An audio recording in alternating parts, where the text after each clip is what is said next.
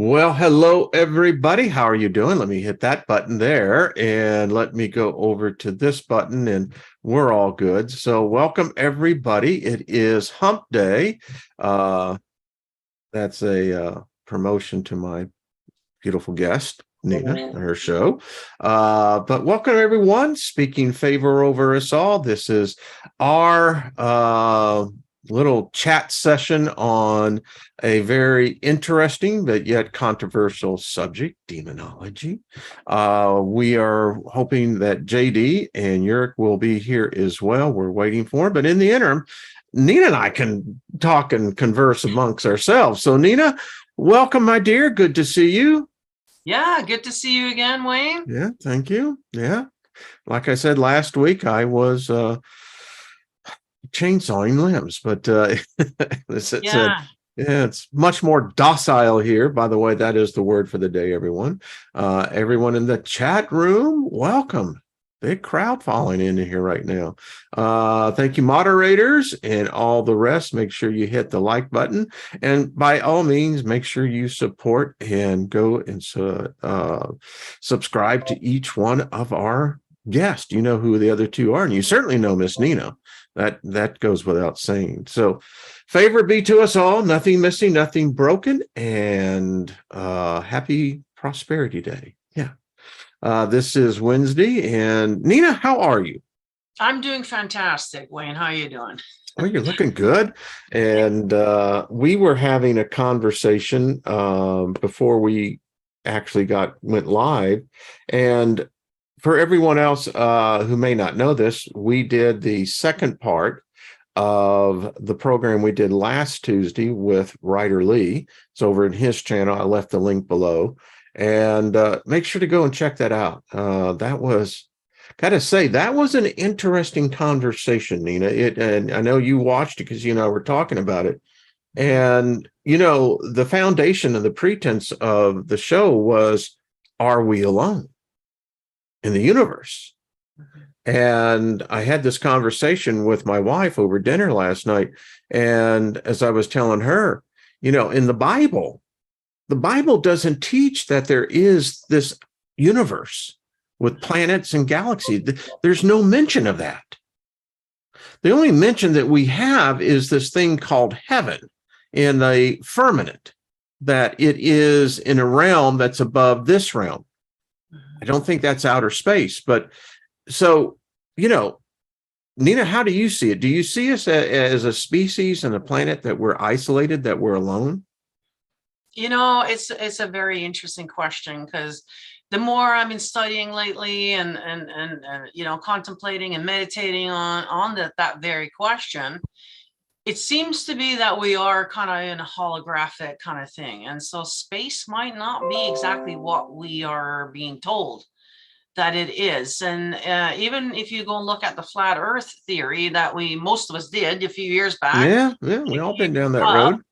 And, they have a valid kind of, hey, and so the earth might be completely different than what we think it is. It might be completely different. And I do believe, though, that there's dimensions, so interdimensional beings. And that kind of goes with the whole matrix thing. There's layers, and I've always kind of known that, even as a child, that there's different like sections or layers, or like there's a veil between it that we can't see. We're occupying the same space, but yet we can't see each other. And so some of us, though, are kind of developed a bit of a sensitivity where I can feel them and stuff like that. But yeah, so there might be a whole lot more to this whole matrix thing and a holographic universe. It might just be a holographic image that we're actually looking at there. So I don't know, though, but it's very, very interesting question. Well, sure. It is. And we know that there is something out there. I mean, we can see the actions of planets within our system. We've gotten it.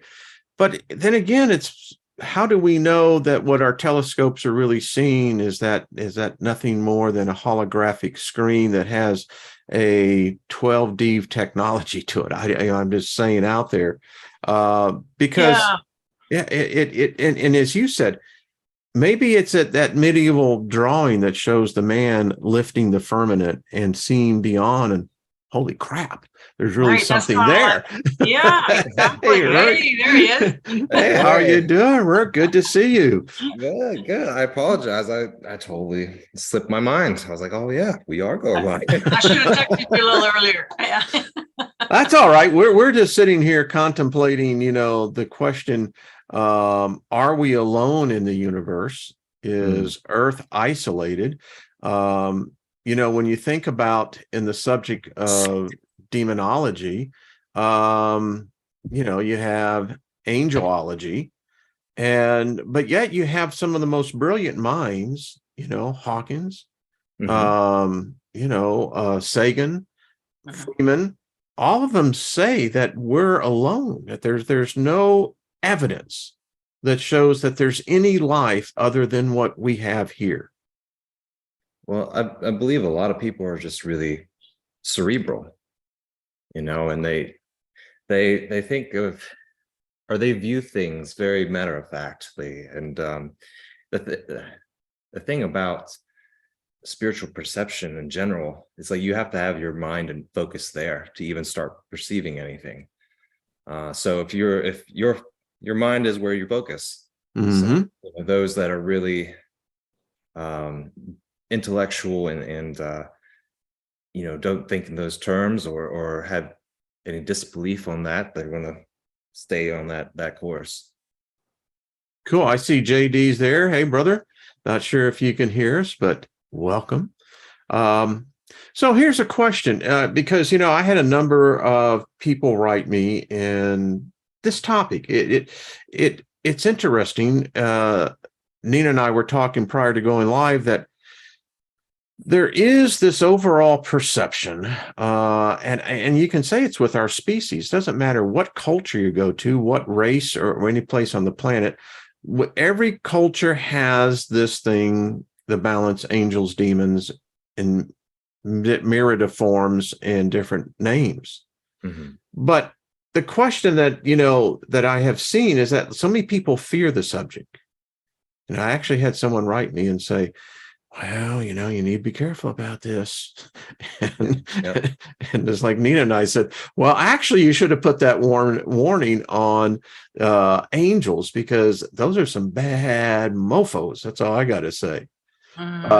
So I don't see, the fear has been ingrained to us as it's the lock. It's the lock that keeps us bound by an image. So here's a question. So are the fallen, the angels, the demons, however we want to call these beings, are they of earth? Are they earthbound?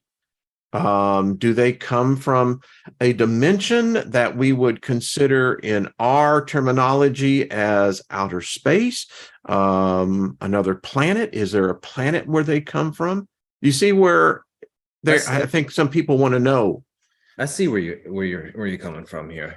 No, I don't think they're earthbound at all. I mean, I guess we have to kind of skew that perception just a little bit. Like, I mean, we have this physical plane that we all dwell in, and in this physical plane we have multiple different planets and life forms elsewhere, extraterrestrials, you name it.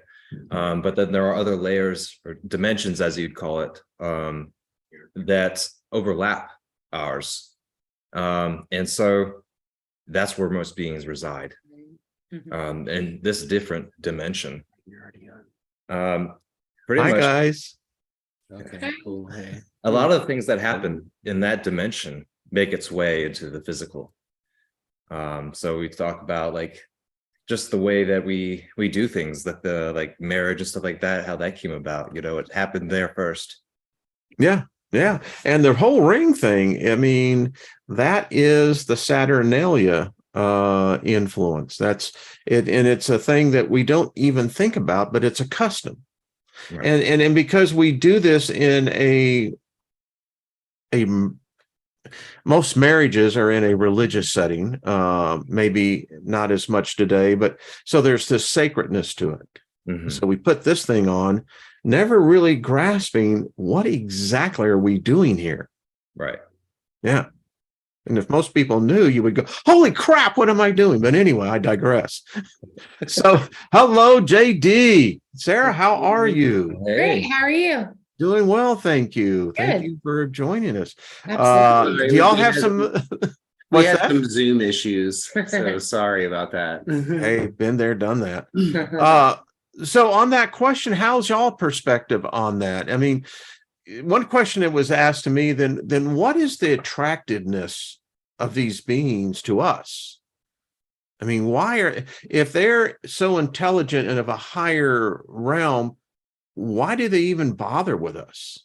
I mean, They want to. well, to me, sorry, No, go thank ahead.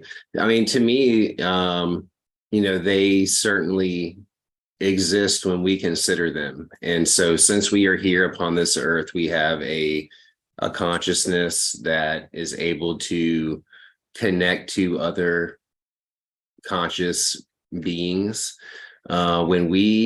When we are here living as a physical vessel and we consider them, we evoke them, we call them forth, we make offerings to them, then they are able to vicariously, in a way, exist and live with us, through us, with, like as a emanation of us in a sense.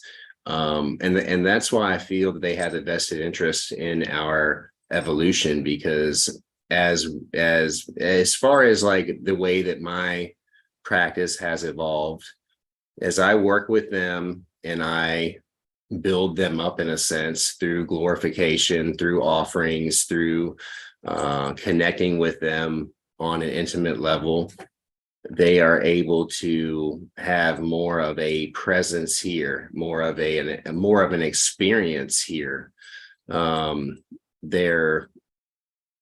They're not just their consciousness, but their overall energy, their beingness is able to then exist here in this plane of existence, in this dimension, through me, through my remembering who they are, through my energy and attention, and my intention in connecting with them. That does allow them to then exist and to experience. And so if that is the case, then of course, aren't they going to want to have a vested interest in my overall well-being? Because the better off I am, the better off I am as a bridge to bring them forth into this existence, into this reality, and be able to experience a lot of the amazing things that I'm able to experience here as a human. I come from the Star Trek generation, Star Trek. And to me, it's like, is someone violating the prime directive here? I mean, if we bring them into this realm, is this really a contamination of us? And whether it's an angel, whatever you want to call these beings, it's interesting because if we're on the road of evolution, which I believe we are, I think there's plenty of evidence for that, then it really brings into that question, then is it that we're incapable of mastering our own destiny? Or is there been so much interference that what we finally have now is a division of two different objectives?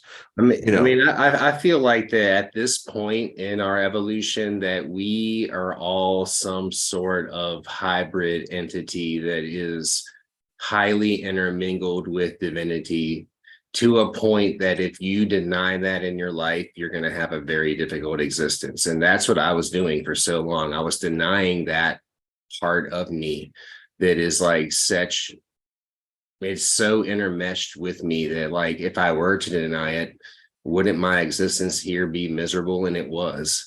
And I think that, like, we are all part of something so much larger than we ever imagined, so much more than what the church would lead you to believe. Like, we are something greater, something more.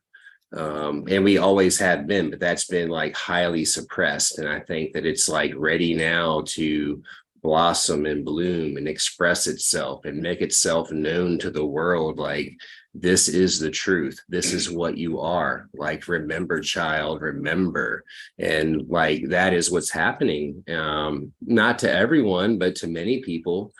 And I think that most of the hardship does come from denying these aspects of who you actually are. And I do feel that we all have like this huge chunk of divinity within us that maybe people in the past did have it, but I think it was lost and suppressed for so long that it was almost vanquished from within us or hidden from us entirely.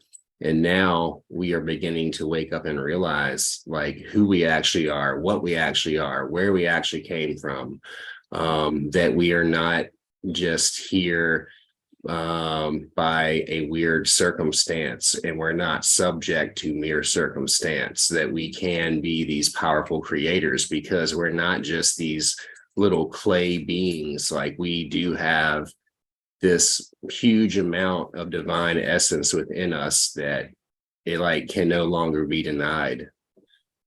It's interesting. You were talking, JD, is that you talked about suffering, we as a species, and about people who are suffering. And as I'm hearing, that one of the benefits of engaging with these beings, they're obviously I see above us. My point is, the dichotomy is that we have humanity basically worshiping one image, and with that worship comes a lot of suffering.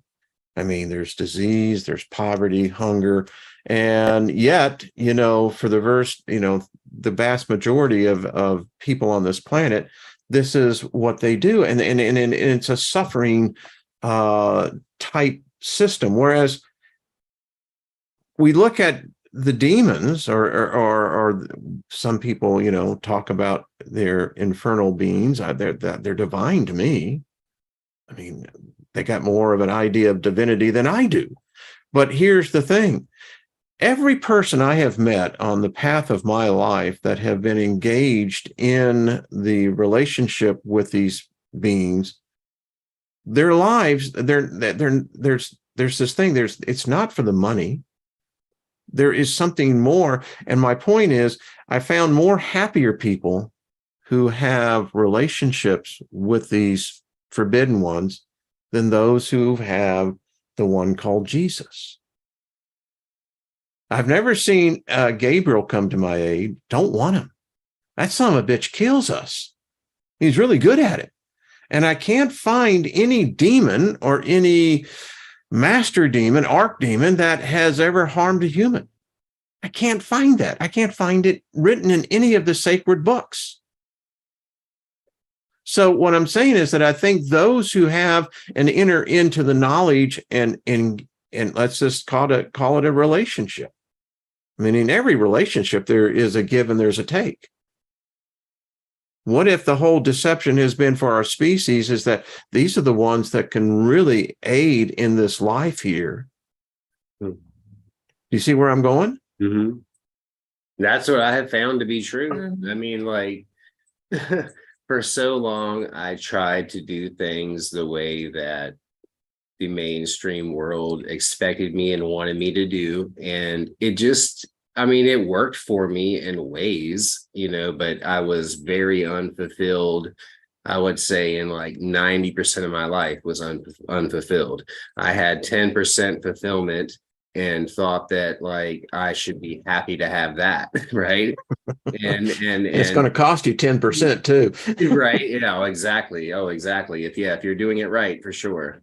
And yeah, at least 10%, At least. if not more. Yeah. So, I have found through like people need to remember, like they have to remember this, like that we have evidence that we have been here much, much longer than just, what the Bible teaches, which is what, 2,500 years or what, whatever it is. We've been here much longer than that. So what does that tell you? That there are entities, there are energies, there are consciousness that have been here way longer before that. We have been here way longer than before that. And that you are connected to your ancestry through your bloodline. Without a doubt, you are. You are a living representation of that bloodline that has never died. It has been here. It's been alive. It has had all the life experience throughout your entire lineage. And what were they doing? Were they reading the Bible? No, of course they were not reading the Bible. Like, people were reading the Bible the last 2,000 years or whatever it is. We go back 10,000, 20,000, 100,000 years, maybe a million years, right? And so what was here prior to that? A lot of things, a lot of these beings that have basically, they've been asleep in many ways for a long time just because they have been forgotten about. They have not been considered. They have not had offerings given to them. You know, it's just like a person, like if a person passes away in this life, and if you do not consider that person, if you do not create some sort of altar or shrine to Memorial. them, candles lit, a memorial, right? And honor their existence, honor their life, honor everything that they are, that they still are. It's not what they were, it's what they still are. And that's the thing that needs to happen with these entities. This is the thing that was happening with your ancestors for thousands upon thousands upon thousands of years, not just 2,000, tens of thousands of years. This goes back like as far as you can even imagine, like as countless as the stars in the sky, the years and the centuries and all of that goes back to working with not Yahweh, not this God. All of these spirits that we're talking about, they were here long before. They're still here, and they are wanting to help us to evolve. They're wanting us to help to correct what is happening here. And the only way to do that is to resurrect them, to revitalize them, to consider them, to think of them, to work with them, to give them worship, if you want to look at it that way. I happen to, and that's fine if you don't, but that's just the way that I approach it now, and that works much better for me. I'm worshiping myself, but I'm also worshiping them. I'm celebrating the fact that we are all here together once again, with the nature that's all around us, which is the emanation of their spirit, for one thing. Once you connect with these spirits, you connect to nature itself in a much more intimate way than you could have ever imagined. And it all begins to speak to you. It all begins to celebrate. Yes, we are doing it right once again. Like, I have been waiting for you, waiting for this moment, waiting for someone to realize the old ways of the ways that things were done before that had been long forgotten and suppressed and forbidden.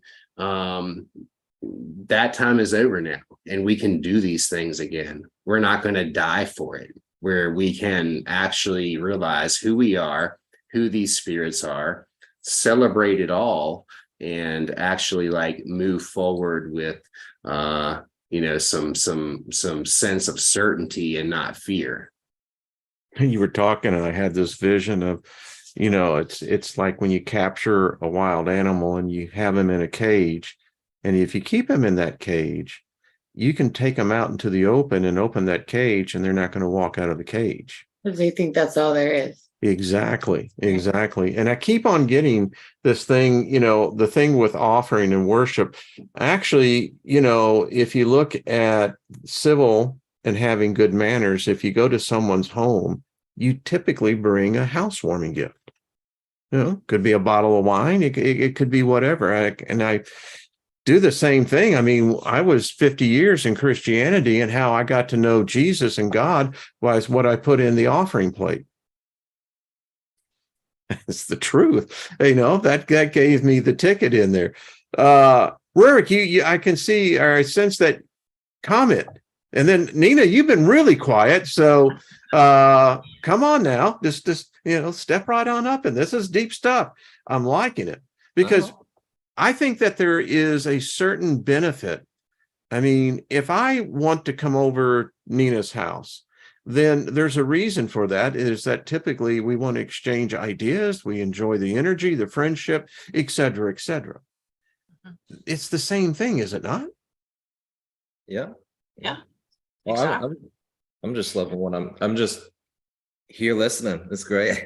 I mean, like, like to give it some context, like whenever I would go to church before, whether it was Presbyterian church, whether it was Baptist or Southern Baptist church, whether it was Church of the Nazarene, whether it was the Catholic Church or the Mormon church, when I was going in there to commune with God, I was going in there like wanting to wear a hood over my head with my head down, going in there like, oh God, please, please, God, can we like talk about all the bullshit that I've done? And I hope that you're gonna like not That like you're going to strike do it me again. down with your lightning and shit.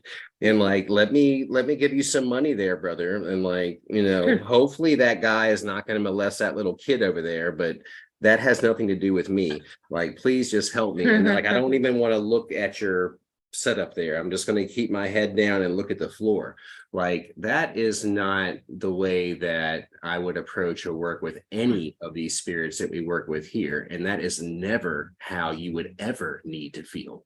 Like, if I was going to go sit down with one of my dear friends that has the power and capability to help me, I don't need to do it with a hood on my head and walk in there looking at the floor, feeling like a piece of crap, full of shame and guilt because of being a human being, right?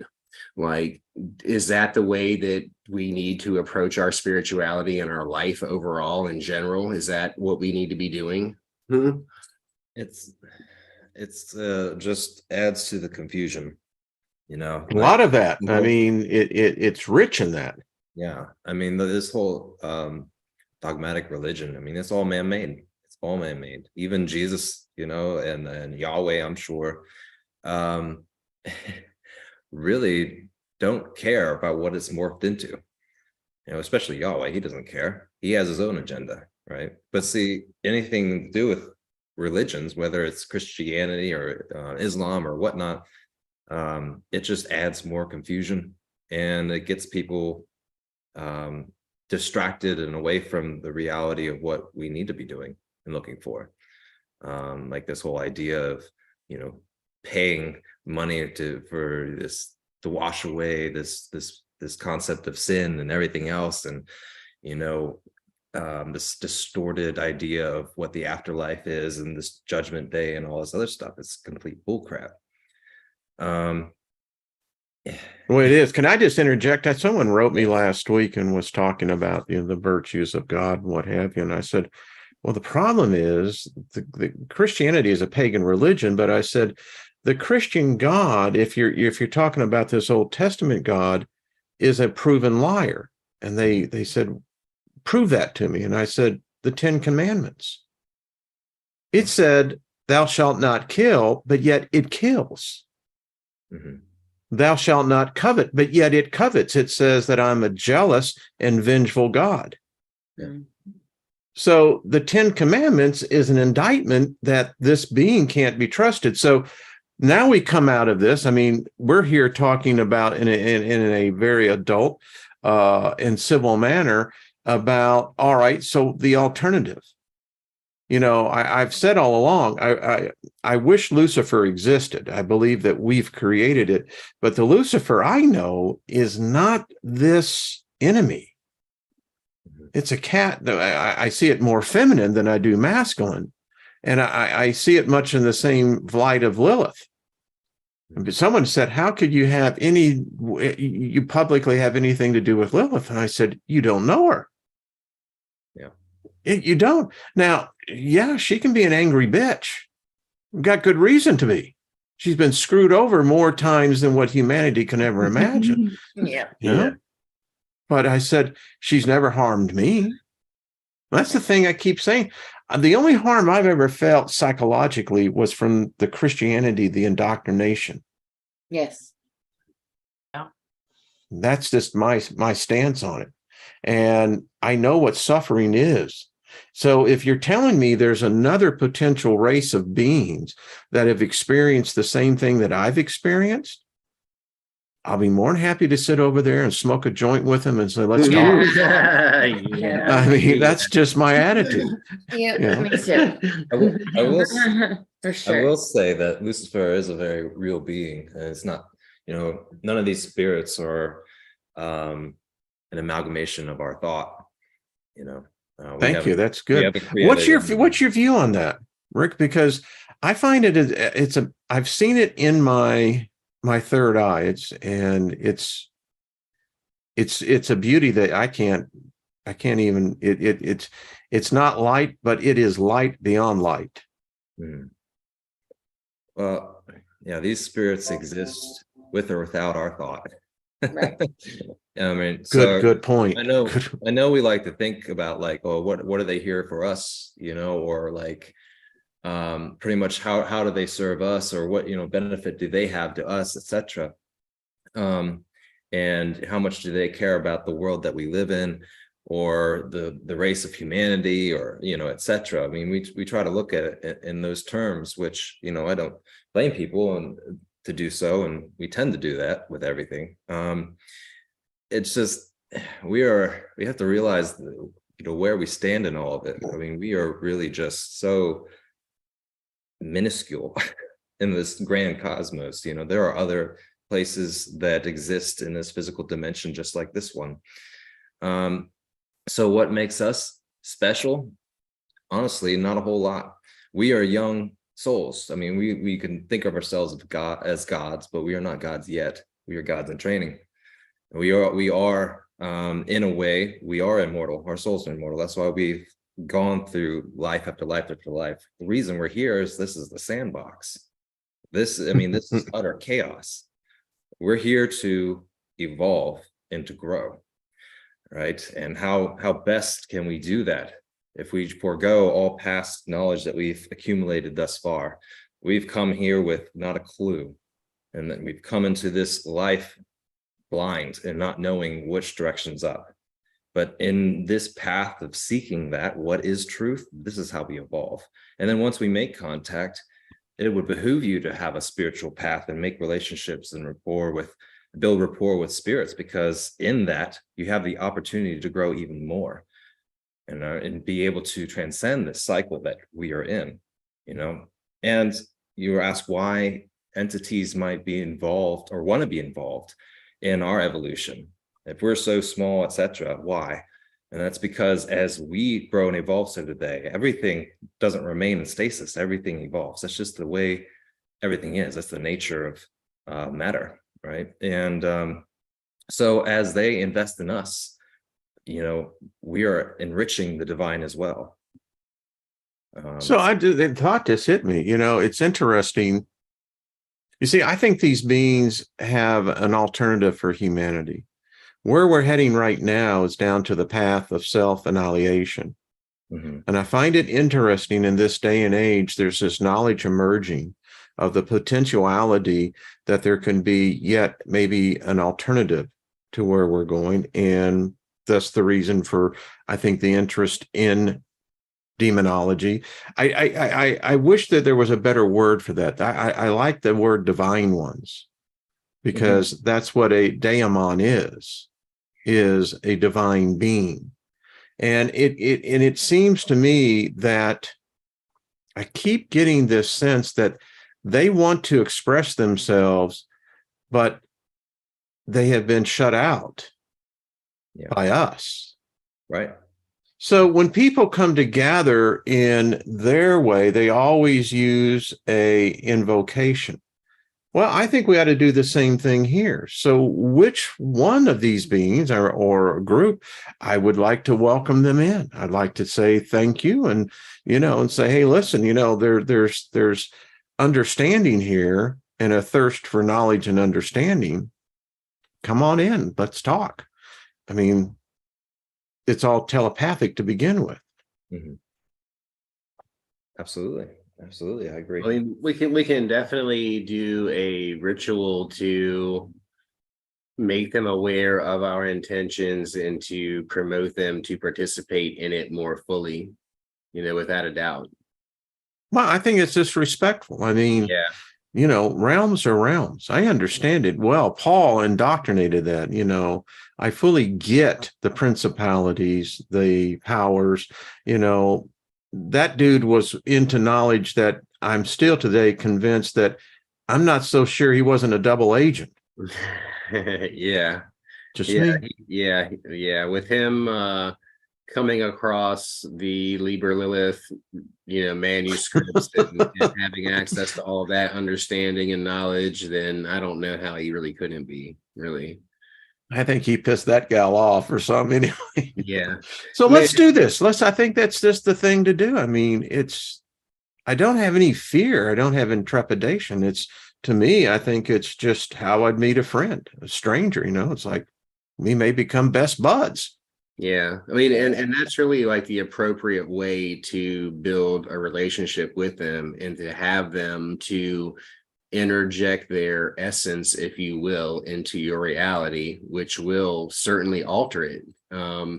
You will see actual changes in not only your reality, but in the reality around you that is affected, the other people that in your life and the rest of the world. Like, I know that we can make like radical changes that will not only affect the lives around me and in my household, in my local community, but like in the world by and large.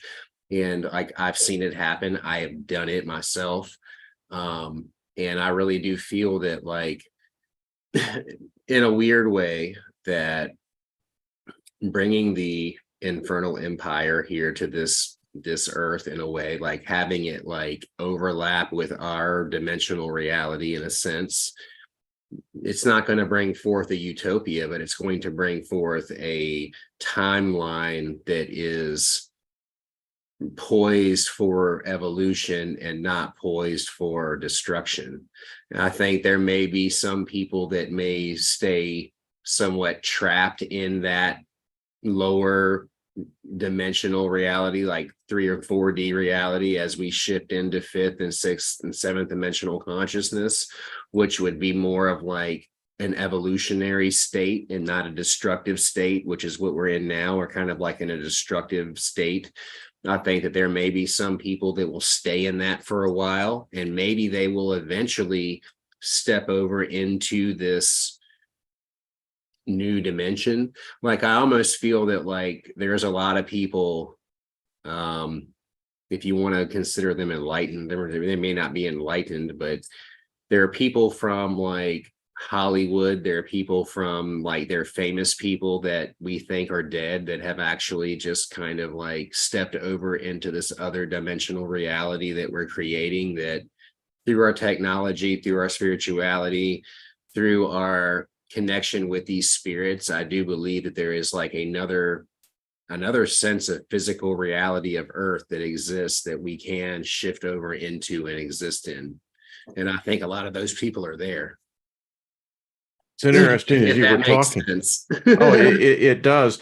You see, we hear in America, particularly each Sunday, you hear where the masses go, and you hear that it's the devil, it's Satan is the reason for all the woes of the world. And, there's this, this object that you're supposed to recognize. But the thing about it is that if that's the case, then what we have is a power system that already says that God's weak, because it's admitting that there is another force at work here. I'm not buying that. There's another force at work for it, but I think it's the same force that's accusing the other side. Mm-hmm. So everyone's got to have a scapegoat. Exactly. And they're really good at that. Mm-hmm. Again, Nina, you haven't said a word. I got to get you in here, hon. I feel so bad of us, like, I feel like I talk all the time, so I don't want to, I let other people talk as well. So, but yeah, no, a scapegoat. I mean, Azazel was literally a scapegoat in the Bible. They talk about that in the Bible. Mm-hmm. Like other show that they were partying together. They were having sacrifices together and doing things together. They were friends, so he literally took one for the team, so that they could usher in this religion that they thought would help us in some way. I don't know. Yeah, I mean, and those are some of the beings that I think we should become much more versed with. I mean, we can say off the tongue, Gabriel, Michael, Raphael. I mean, these beings that are supposedly the good guys wearing the white hats, but I'm not convinced that I don't think they have to wear a hat. In other words, it's F. Paul Wilson in one of his books talked about this other consciousness, and is at of such a level that it's not that it doesn't care, it's just there. There's no good, there's no evil. And it's us who have created this concept of good, bad. Mhm. Yeah, I it's all understand. man-made. Yeah. Well, they want to suppress us, right? Keep us down, keep us, guilt and shame and fear and all that stuff. And the other team, however, wants to lift us up. They want to teach us things so that we can learn and become adults. I love this idea. Yeah. This is what I was hoping this series would do, is begin to establish a line of communication that where people have this subconscious fear, that we can really address this and say, well, just stop for a second and consider an alternative. Now, I don't know these beings on a personal level. So in my days when I worked with the Republican Party, we did a lot of the video of the presidential candidates. I had to go to protocol school, literally. And I was taught protocol. And I believe that there is a protocol with anyone of a higher office or a higher title. And it's a sign of respect. And you could actually use the word worship, but it's really just respect. Mm-hmm. So how do we get to know these beings? JD, you have a working relationship. So do you, Nina. Ruric, how does one begin to engage in reaching out? And Sarah, I want to hear from you too. I see you there, and I don't want to exclude you as well, because everyone has a say here.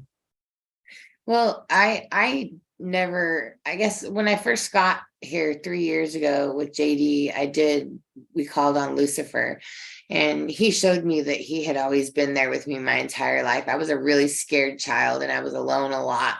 And he showed me that if I would have just accepted him, he would have been there to comfort me like the entire time. He was just waiting for me to accept him, basically. But other than that, I've never called on them. They just come to me. And so recently Lilith has come to me. Santa Morte came to me naturally.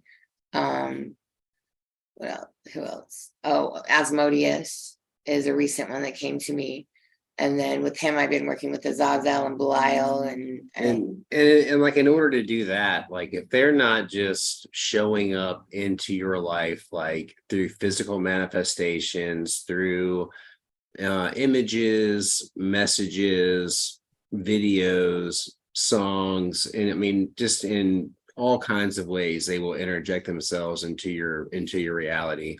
But if it's something that you are seeking to connect with them on your own, then the best thing to do is to obtain their sigil or their symbol, whatever that, or an effigy of them. Altar. Like, make an altar at some point, but the first thing to do is to connect with that image and that symbol, just like we do with like McDonald's. We see that we know what that is. Right, we connect with that energy. You can do the same thing with the symbol of these entities by gazing at it and what's charging it or opening it, basically. There's a particular way that you can gaze at that sigil and have it to begin to flash and to stand up off of the paper, and Part of it will disappear. Yeah, it'll even disappear and like more. Lucifer when we did. By the way, folks, your dinner table is an altar. Yeah, absolutely. Yeah. Oh, Yeah. yeah. People get all freaked out when you say, well, you know, you need to build an altar. Are you kidding me? We I have mean, at least your every house has at least a half dozen altars. in it. Yeah. your television stand that holds your television to your black mirror is an altar as Right, well. You know, everything is like so Everything's ritualistic. ritualistic, yeah. Yeah, but like without a doubt. But like Even if cooking is alchemy. if you connect with that symbol, with that sigil, and if you just begin to keep that out, maybe place some candles and incense around it, but really just giving it your time and your attention, focusing on that sigil and gazing upon it, then you will begin to make a connection with that spirit that is connected to that symbol, With which that, is I the say you essence get of what that. you give. Yeah, so the more time and Mm. attention, you know, where energy go, or where attention goes, energy flows, Right. right? So if you place your attention upon that, then you're going to have some type of energetic connection, or exchange. And then what typically will happen is you'll just be receiving these automatic downloads of like just what to do. Like then that you'll just be guided to light a few candles and some incense and maybe make an offering to that spirit of some tobacco or some libations of like wine or alcohol or food or something. It's whatever you feel. Yeah, like whatever you'll just know what to You do will. naturally. And I think that is a part of the bloodline, the lineage to your ancestors. Like once you connect with these spirits, you'll just automatically be guided to know like what you need to do, because like it's in you, it's a part of you. Like your ancestors did. I mean, there's really no way that they had not run across these entities at some point in their lives. So that's a connection to you for sure. As you were talking, so for me, I still speak in tongues, but when I was deeply into, and I come from the Pentecostal approach in Christianity. So when I would pray, it was the mental image that I was forming while speaking in tongues to this unseen energy, this unseen being. Now, when I left Christianity and revoked my contract with that particular God and that covenant, it never left. It's still with me, which tells me that it is, for me, and this is my personal belief, it is a means of which I can communicate to the spirit realm, and I can connect to any spirit, particularly if I have a name or a sigil. Even praying in tongues will allow a being of a higher intelligence. It doesn't need to speak English. No, and then we were just talking about Does that make sense? Yeah, Oh, because yeah. it comes through to people in all different languages, because it doesn't more telepathic than it is a language. What you're doing is you're just interpreting the energy that's flowing through you. Right. So yeah, words are powerful, and there are many languages. There are many languages within the astral realm. And some you'll come to know if you stick on this path. And there are languages that we can't even speak if we tried, which, you know, sometimes it'll be kind of watered down and to, I guess, some kind of dialect that you can then speak in your rituals and stuff like that. And it's kind of like a download that you'll get, and you'll find yourself speaking that. It's interesting that you mentioned that, because I can read Latin. I can even speak Latin. I've never been taught Latin. Right. You know, and again, I understand where my occult studies have led to me.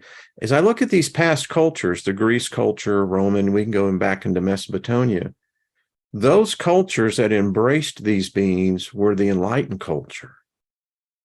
It's when the invading mind worm came in and then forbade it, we seen mankind spiritually digress. Purposely. Yeah.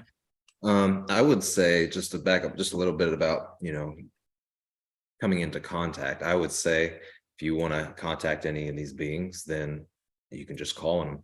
Using a sigil is a powerful way. Think of it like a phone number. But what I would recommend is start researching, start looking at different entities and spirits, and you'll find that there are some that just stick out to you.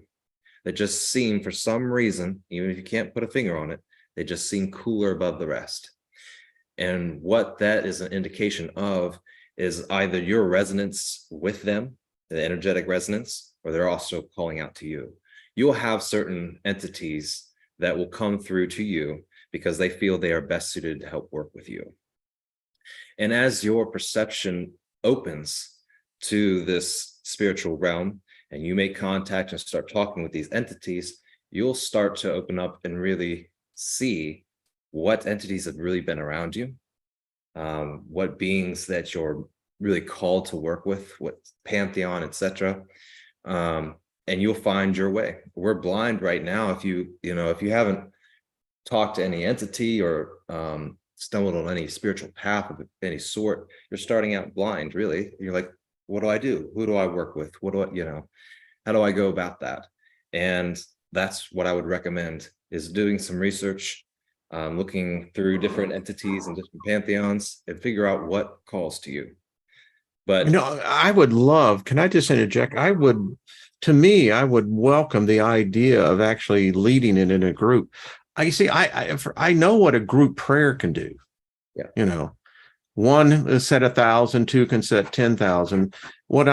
This would be something to almost have that manual. All right, this is step one. Let's find whether it's Azazel, whoever it may be. Mm-hmm. And maybe we could have this kind of, right now there's, nearly 200 people plus watching. So that's a lot of energy. And I can't think of a better format to saying, welcome. We'd like to get to know you. I would say Azazel is coming through for you a lot, Wayne, because why is that? Yeah, I know, because you've had a lot of interest in him. You just have, just naturally. Yeah. So you definitely have to connect with him for sure. Well, if it comes by naturally, I'm all for it, man. Yeah. Well, if you find yourself thinking about that entity a lot, or you hear that name a lot, you end up, it's just entered into your sphere of awareness. It's usually them calling out to you. Yeah. Or, far out. He digs music. There's no accident that we're all coming together like this, because I work with the Zazel as well. And by the way, before I do any show, I always call upon them. My altar is going, it's fired up. They're here. So, no worries. Right on. That's yeah. I love it, because that's the authenticness of it. And that's what I seek in this, My struggle, particularly at a 5 decades in a particular line of thought, was being able to connect. And unfortunately, the indoctrination is that, well, we're somehow fallen, we have sin, this separates us, and then we can't connect. That's nonsense. It's like, how dare you insult my species? I really just want to say, who the fuck do you think you are? Yeah. It's purposely set to put a wedge between you, your own understanding, and the spirit realm. It's even a passage in the Bible, lean not on your own understanding. That's the biggest red flag I've ever seen. That's what it says. Yeah. Be dependent on this other thought. Well, isn't that channeling? I'm just asking for a friend. Yeah. Because it seems like it is. The whole Bible was channeled. Yeah, that's the whole point. And, maybe that this is my destiny. As I tell people, I had 50 years of initiation into the mystery schools. It was Christianity. And yet, in this whole path, this is where I always find myself.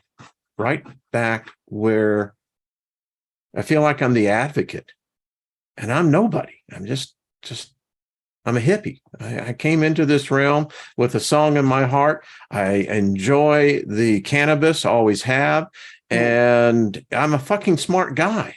This is awesome. So, that's the kind of people. See, if I can find spirits like that, we're going to party. We're going to learn a lot. Yeah.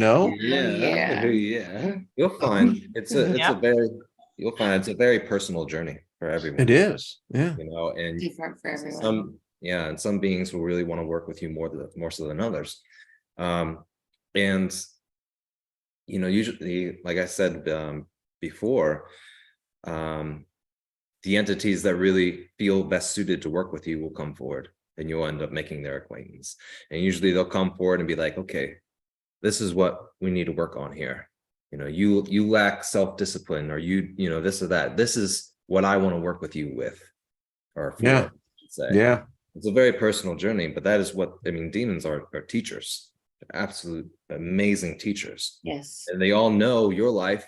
They know you better than you probably know yourself. And they know what holds you back, what your limitations are that you've placed upon yourself. And they know what's best for you to learn and grow as an individual. See, I was taught that those are called familiar spirits. You do have familiars for sure. Yeah. Yeah. But, yeah. See, I like this. This is like putting on a pair of socks that feels really good, man. It's like, oh yeah. It's like, Same way. Yeah. Mhm. oh, folks, this is just, and everyone, thank you in the chat room. I mean, this is what it's about. It's not fear. We got to displace the fear. Listen, if these beings were really the monsters, the evil ones, then we wouldn't be here. Yeah. We are. Right. You understand where the fear comes from. Yeah. Yeah. Yeah. The only way I know how to deal with fear, as a child, when I was, the beatings, it's the psychological torment, is that someone's going to hit you and it's going to hurt. And, when you finally face that, you find out it doesn't hurt. Yeah, it may at the moment, but your mind becomes to come over that. And someone I'm talking to out there, you need to understand this is not evil. This is not sacrilegious. This is not Lucifer worshiping, although he can't see a problem with saying hello. But the point is, this is not what you have been taught. Right. No, it's conditioning. It is conditioning. Part of this path is peeling that back and reconditioning yourself. Yeah. I was going to say too, for those who are watching, who think that just by watching this, they're going to invoke something scary or something bad's going to happen to you. That's not how it works. Okay. Like, matter of fact, if you're all scared and worried, they're not going to bother coming to you. Okay. That's a waste of their time. So don't be worried that, that you're bringing something upon yourself that you're not ready for, or that you don't want, because they don't have time for that. Okay. So I just want to say that. I would like to take it a step further. I know some people do think that way and be like, oh man, I'm talking about it, I'm thinking about it, it's gonna, they're gonna show up and wreak havoc and all that stuff. That's your own mind. Chances are, I wouldn't be surprised if you have beings already around you. It's Bingo. whether you just lack the perception to perceive it. Now, there is something to be said about you making that conscious decision to interact with them. Right. When I first came to this path, right, I'm not sure if I dabbled in that in the first live that we did, but I came to it all through this skewed perception of Christianity. Like, hey, I can sell my soul to the devil and I'm going to have a wonderful, materially rich life. Illuminati. Yeah, exactly. And then, when I made that conscious decision to contact them and call on them, my perception was opened up to the awareness of their presence, and they kind of laughed, just like, yeah, no, that's not a thing. But we're glad that you finally acknowledge our presence. Yeah. And then through this path, I have come to realize how much they have been with me, even throughout my childhood and everything else. And a lot of people have these guides and guardians. I know we call this term guardian angel, but they're not always angels. You can have demons as guardians, and it's quite comical for me to see that even hardcore Christians have demons as their guardians. But what I'm saying is, like, they're waiting for you to Say have what? they're waiting for you to have that conscious decision to be like, okay, I'm going to put all this crap aside, and I want to know the truth. I want to know what I really need to be working on and doing, and what's the reality of everything.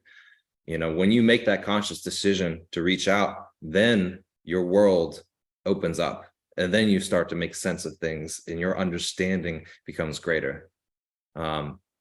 There's another thing that Lucifuge had mentioned to me, that I think is wonderful to really ponder on from time to time. I'm paraphrasing here, but he said, what makes you think that the thoughts and the equations that formulate in your mind aren't from spirit? We're always tapped in to some degree, whether we believe it or not. This muse that we channel, when writing fantasy books, or going about our day-to-day life. I mean, we are influenced all the time by spirit.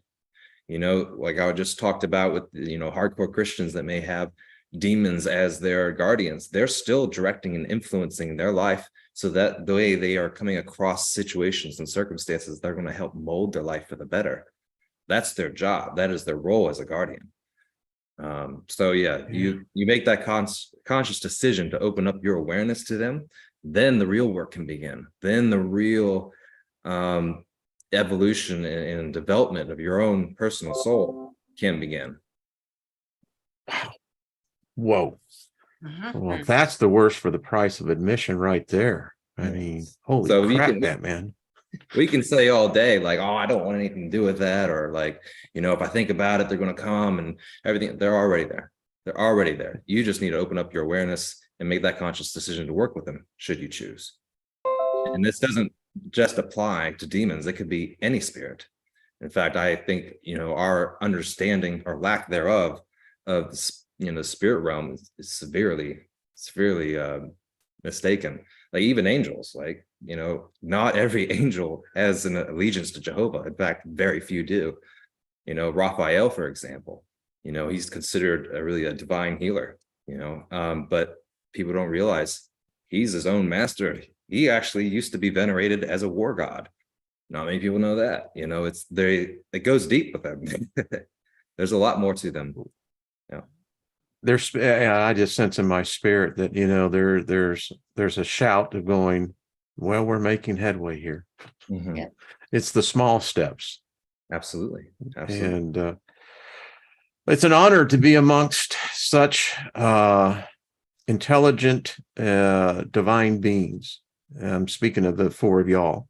I'm just the guy out here going, hey man, but Don't sell yourself It's an short. honor to be on. no. You see, I had that the experience with Lilith that happened back in 2016. It changed my life. I mean, I didn't even know who she was. And in the office, it's amazing because, as my wife will tell you, you walk in here and there's an energy.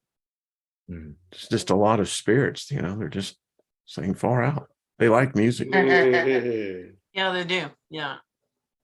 Okay, panel. Next week for sure. Thank Okay. all of you. And let me just say to what's that, hon? I just said thank you. Oh, well, it's the honor is mine. Folks, make sure you subscribe to these folks' channels and tune in, because JD, I know over in your channel you have, and Ruric is saying, is that, and Nina, I haven't seen too many of these. I guess I have to watch a little bit more, but you actually show how people can enter in the approaching of inviting these beings to you. And listen, if your life isn't where you want, what does it hurt? Talking to the audience out there. I mean, come on, folks. This is, you're limiting yourself by your own perception. You've created your prison, but guess what? There's no front door. So that's my 2 cents worth, and it's my channel. So there you go. All right, panel. Much love to you all. Next week, I just want to say what it is. This is exciting. And I don't know how long this will go, but if we continue to cover ground like this one, I can see this one really evolving. Cool. For sure. Yeah. Me too. Yeah. All right. Thank you so much. Much love, everybody. As the cowboys say, happy trails.